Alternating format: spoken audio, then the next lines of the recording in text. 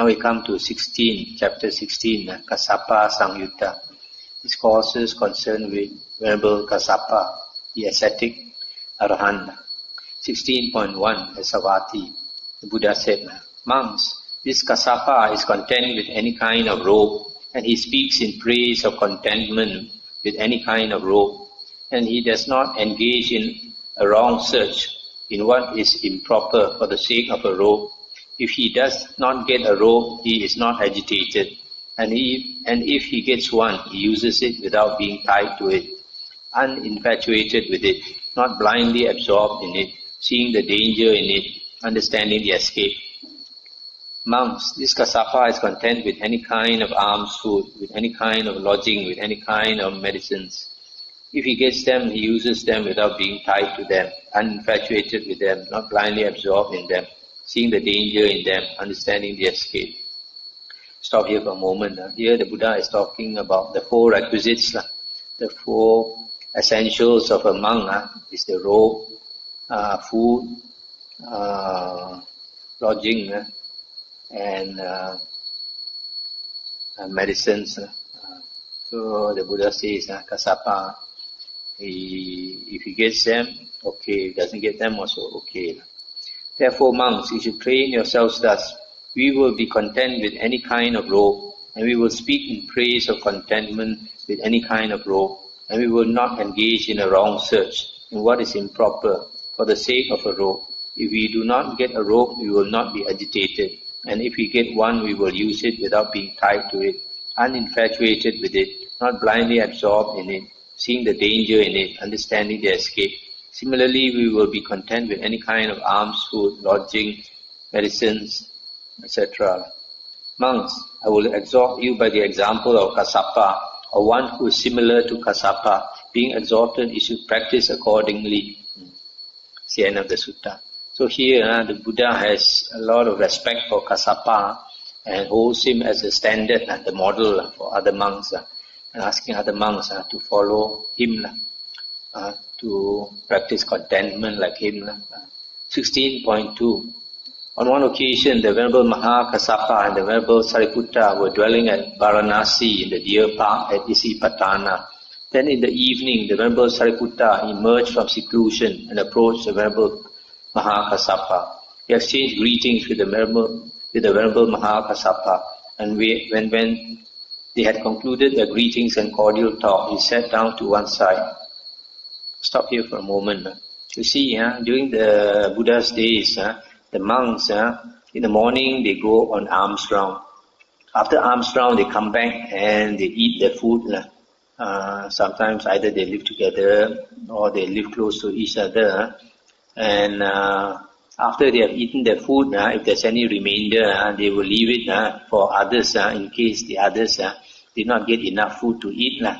And the Buddha allowed other monks to eat the leftovers of the other monks as long as it had not passed noon, not past the time when the sun was the highest.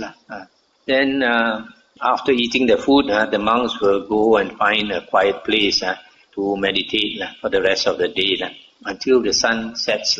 Then when the sun sets, they will go to usually the most senior monk and discuss Dhamma. So here actually you see Venerable Sariputta is the right hand disciple of the Buddha. Venerable Sariputta, Venerable Mahamoggallana is the left hand disciple of the Buddha.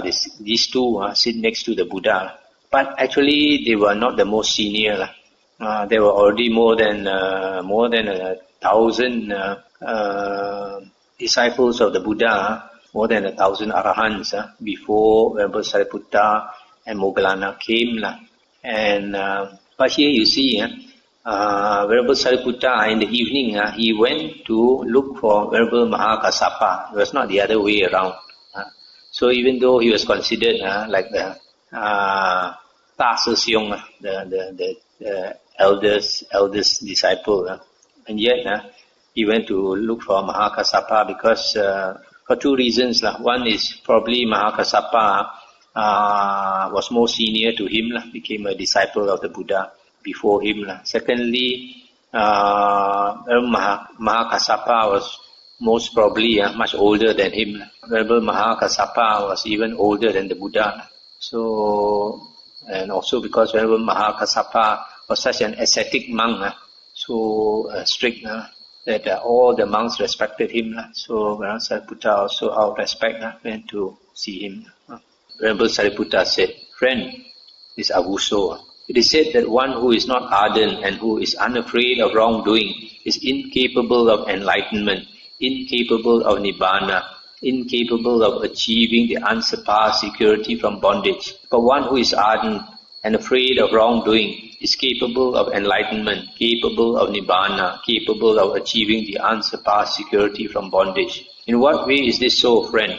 So here Venerable Sariputta is asking him a Dhamma question, and Kassapa said, "Dear friend, a monk does not arouse ardor by thinking, 'If unarisen, evil, unwholesome states arise in me, this may lead to my harm,' nor by thinking, 'If evil, unwholesome states that have arisen in me are not abandoned, this may lead to my harm,' nor by thinking, 'If unarisen, wholesome states do not arise in me, this may lead to my harm,' nor by thinking, 'If wholesome states that have arisen in me cease, this may lead to my harm.' Thus he is not ardent." Stop here for a moment. So here where Kassapa says, a monk is not diligent, not energetic, if he does not consider these four things. If unarisen, evil, unwholesome states arise in me, this may lead to my harm. If evil, unwholesome states that have arisen are not abandoned, this may lead to my harm, etc. These four things are called the four right efforts. It is the fifth factor, the sixth factor of the Noble Eightfold Path. Right effort leads to right recollection, sati, and we shall lead to right concentration. So this right effort is firstly, if unwholesome states have not arisen, arise, then this is bad. And unwholesome states, if they arise, when they arise, they are not abandoned, then also this is harmful. And wholesome states, if they have not arisen and they do not arise, this also is no good. If wholesome states that have arisen cease, this is also no good.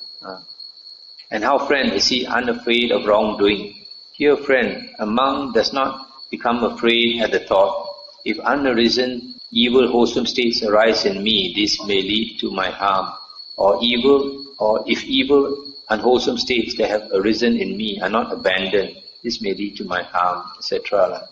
It is in this way, friend, that one who is not ardent and who is unafraid of wrongdoing is incapable of enlightenment, incapable of nibbana, incapable of achieving the unsurpassed security from bondage. Stop here for a moment. So here, Kassapa is saying, a monk who is not diligent, he does not observe his own mind. We have to constantly observe our mind to see whether there are wholesome or unwholesome states in our mind. If there are unwholesome states, we should get rid of them quickly. If there are wholesome states, then we should prolong them or make them rise. And how, friend, is one ardent? Dear friend, a monk arouses ardor by thinking, "If unarisen, evil, wholesome states arise in me, this may lead to my harm." And by thinking, "If evil, unwholesome states that have arisen in me are not abandoned, this may lead to my harm." And he also thinks, "If unarisen, wholesome states do not arise in me, this may lead to my harm." And he also thinks, "If wholesome states that have arisen in me cease, this may lead to my harm." Thus he is ardent. And how, friend, is he afraid of wrongdoing? Dear friend, a monk becomes afraid at the thought. Similarly, that's the same four thoughts. It is in this way, friend, that one who is ardent and afraid of wrongdoing is capable of enlightenment, capable of nibbana, capable of achieving the unsurpassed security from bondage. So, You see, these four considerations are very important. The Kassapa is saying, if you do not practice this, you cannot be released from samsara. A lot of people, they practice meditation, they want to achieve this state and achieve that state, but they don't observe themselves. It's very important here to observe yourself, observe your mind. Don't observe other people's mind. It's a very common habit to look at other people and criticize other people. You don't see your own faults. When we practice spiritual path, we must always look within and look outside. 16.3 at Savatthi. Monks, you should approach families like the moon, drawing back the body and mind, always acting like newcomers, without impudence towards families. Just as a man looking down an old well, a precipice, or a steep river bank would draw back the body and mind, so too monks should you approach families. I'll stop here for a moment. So here the Buddha is saying, monks, how they should behave towards lay people, families. The Buddha is saying, monks should not be too familiar with lay people, drawing back the body and mind, always acting like newcomers, without impudence, without being proud, arrogant. Should realize the danger of associating too much with lay people. That's why I should draw back as though from a well or a precipice. So the Buddha said, approach families like the moon. The moon is always hiding behind the clouds. So monks also should not mix too much with lay people, but hide in the forest. Once in a while you come out like the moon, but then other times you have to hide behind the clouds. Monks, Kassapa approaches families like the moon, drawing back the body and mind, always acting like a newcomer, without impudence towards families. What do you think, monks? What kind of monk is worthy to approach families? Venerable Sir, our teachings are rooted in the Blessed One, guided by the Blessed One, take recourse in the Blessed One. It would be good if the Blessed One would clear up the meaning of this statement. Having heard it from him, the monks will remember it. Then the Blessed One waved his hand in space and said, monks, just as this hand does not get caught in space, is not held fast by it, is not bound by it, so when a monk approaches families, his mind does not get caught, held fast and bound amidst families, thinking, may those desiring gains acquire gains, may those desiring merits make merits. He is as elated and happy over the gains of others as he is over his own gains. Such a monk is worthy to approach families. Monks, when Kassapa approaches families, his mind does not get caught, held fast, or bound amidst families, thinking, may those desiring gains acquire gains, may those desiring merits make merits. He is as elated and happy over the gains of others as he is over his own gains. What do you think, monks? How is a monk's teaching of the Dhamma impure? And how is his teaching of the Dhamma pure? Venerable Sir, our teachings are rooted in the Blessed One, etc. Then listen and attend closely, monks, I will speak. Yes, Venerable Sir, those monks replied. The Blessed One said this, a monk teaches the Dhamma to others with the thought, oh, may they listen to the Dhamma from me. Having listened, may they gain confidence in the Dhamma. Being confident, may they show their confidence to me. Such a monk's teaching of the Dhamma is impure. But a monk teaches the Dhamma to others with the thought, this Dhamma is well expounded by the Blessed One, directly visible, immediate, inviting one to come and see, applicable, to be personally experienced by the wise. Oh, may they listen to the Dhamma from me. Having listened, may they understand the Dhamma. Having understood, may they practice accordingly. Thus he teaches the Dhamma to others because of the intrinsic excellence of the Dhamma. He teaches the Dhamma to others from compassion and sympathy, out of tender concern. Such a monk's teaching of the Dhamma is pure. Monks, Kassapa teaches the Dhamma to others with the thought, the Dhamma is well expounded by the Blessed One, directly visible, immediate, etc. May they listen to the Dhamma from me. Having listened, may they understand the Dhamma. Having understood, may they practice accordingly. So, he teaches the Dhamma to others because of the intrinsic excellence of the Dhamma. He teaches the Dhamma to others from compassion and sympathy, out of tender concern. Monks, I will exhort you by the example of Kassapa, or one who is similar to Kassapa. Being exhorted, you should practice accordingly. That's the end of the sutta. So finally the Buddha says that a monk teaches the Dhamma not to be famous or to get a lot of offerings, but out of compassion for others and to make others see how excellent is the Buddha's Dhamma, how helpful it is for us to lessen our suffering and to attain happiness in this life and future lifetimes. It's about an hour, so I'll stop here for the moment. Continue tomorrow. If there's anything to discuss, you can discuss. Yeah.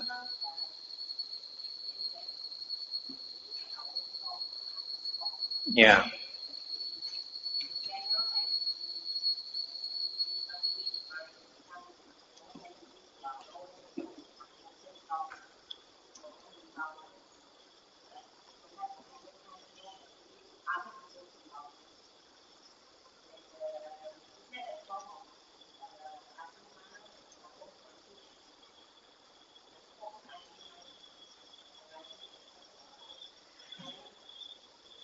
It's if you look at other people's fault, if we want to say anything, we have to be very clear of our intentions.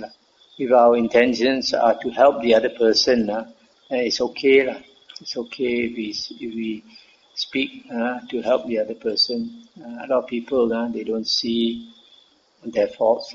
But then we also have to use our wisdom. Have to see whether that person will accept your criticism or not, will accept your advice or not.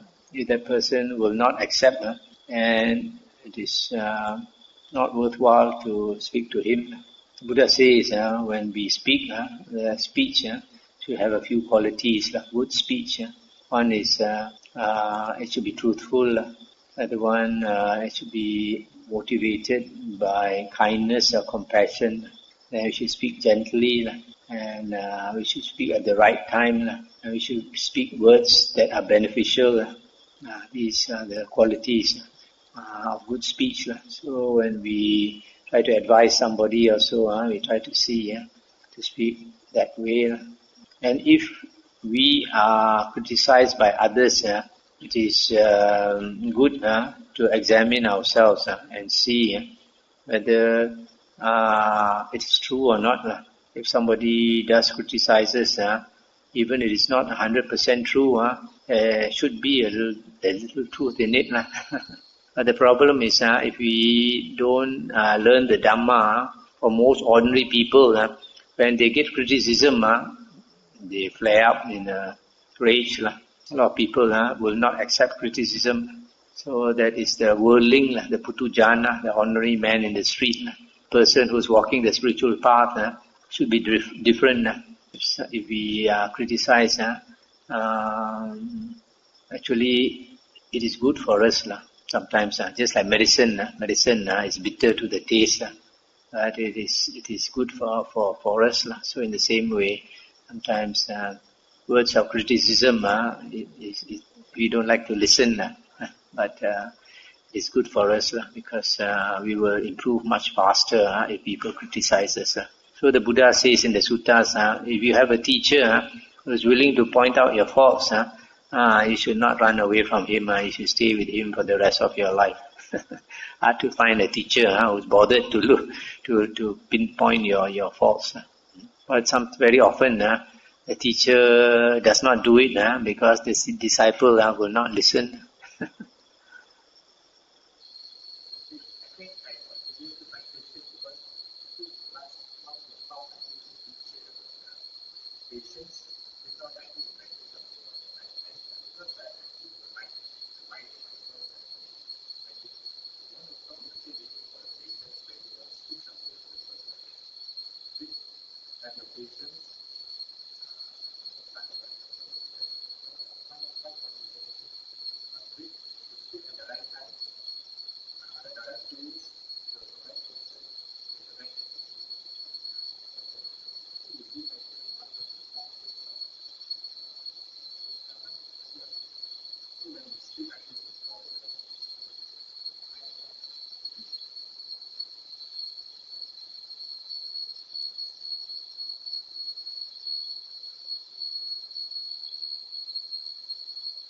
Come, we stop here for tonight. We have to do some work with Chong.